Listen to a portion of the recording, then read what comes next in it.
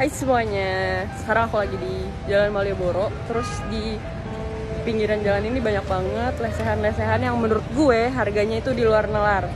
Yang kita kenalkan Yogyakarta itu harganya, makanannya murah. Unggahan wisatawan yang makan pecel lele di kawasan Malioboro, Yogyakarta seharga Rp37.000 viral di media sosial. Dalam unggahan itu ia merinci pecel lele dibanderol Rp20.000, nasi Rp7.000, dan lalapan Rp10.000. Menanggapi hal itu, Ketua Paguyuban Lesehan Malam Malioboro Sukidi angkat bicara.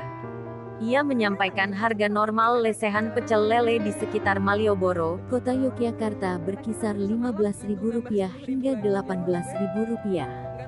Calon konsumen diharapkan lebih cermat ketika akan membeli makanan di lesehan Malioboro.